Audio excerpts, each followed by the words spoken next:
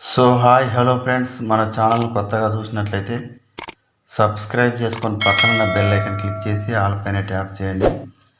తెలంగాణలో ఇందిరమ్మ ఇళ్లకు అర్హులు వీరే. ఇందిరమ్మ ఇళ్ల స్కీమ్పై రేవంత్ సర్కార్ దృష్టి పెట్టింది. పథకానికి సంబంధించిన మార్గదర్శకాలు రూపొందించే పనిలో పడ్డారు హౌసింగ్ శాఖ అధికారులు. నెలాఖరుకల్లా గైడ్లైన్స్ను ప్రభుత్వానికి అందజేస్తామని కూడా సమాచారం ఇచ్చారు. ఇతర రాష్ట్రాల్లో అమలవుతున్న ఇళ్ల స్కీమ్పై ప్రభుత్వం అధికారులు స్టడీ చేస్తున్నారు. కొత్త ప్రభుత్వం అమలు చేయబోతున్న 6 గ్యారెంటీల్లో ఇందిరమ్మ ఇళ్ల స్కీమ్ కీలకం.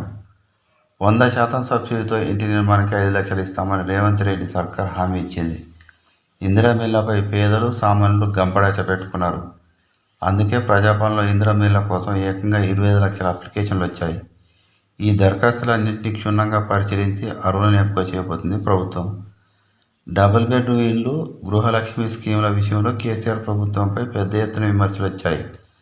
అర్హులకు కాకుండా అధికార పార్టీ కార్యకర్తలకు, ఎమ్మెల్యేలకు, అనుచరులకు ఇళ్లు ఉన్నోళ్లకే ఇచ్చారని ప్రతిపక్ష పార్టీలు విమర్శలు చేశాయి. ఈ నేపథ్యంలో ఇందిరమ్మ ఇళ్ల పథకాన్ని పకడ్బందీగా అమలు చేయాలని సీఎం రేవంత్ రెడ్డి చూస్తున్నారు.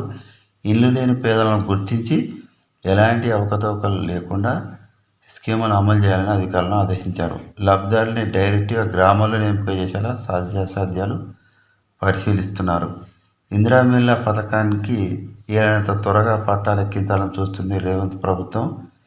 ఈ నేపథ్యంలో అచేతనంగా ఉన్న హౌసింగ్ శాఖను పటిష్టం చేయడంపై దృష్టి పెట్టింది. అప్పుడే ఇందిరమ్మ ఇళ్ల పథకాన్ని పకడ్బందీగా అమలు చేయగలమని ప్రభుత్వం భావిస్తుంది. హౌసింగ్ శాఖలో ప్రస్తుతం 60 మందే ఉన్నారు. దాదాపు 450 మంది అధికారులు జిహెచ్ఎంసీ, హెచ్ఎండిఏ, జలమండలి శాఖలో డిప్యూటేషన్పై వెళ్లారు. ఆ డిప్యూటేషన్లన్నింటినీ కూడా క్యాన్సిల్ చేసి అందరినీ హౌసింగ్ శాఖకు తిరిగి తీసుకురావాలని మంత్రి పొంగులేటి శ్రీనివాసరెడ్డి ఇప్పటికే ఆదేశాలు కూడా జారీ చేశారు. ఆ దిశగా ప్రయత్నాలు కూడా జరుగుతున్నాయి. జనాల్లో ఇందిరమ్మ ఇళ్లపై ఉన్న ఆశలు గత ప్రభుత్వంలో జరిగిన అనుభవాలను దృష్టిలో పెట్టుకొని జాగ్రత్తగా వివరిస్తుందని రేవంత్ ప్రభుత్వం చెప్తున్నారు. సో ఇలాంటి లేటెస్ట్ న్యూస్ మీకు రావాలంటే సబ్స్క్రైబ్ చేసుకొని పక్కన బెల్ ఐకాన్ క్లిక్ చేసి ఆల్ పైన ట్యాప్ చేయండి.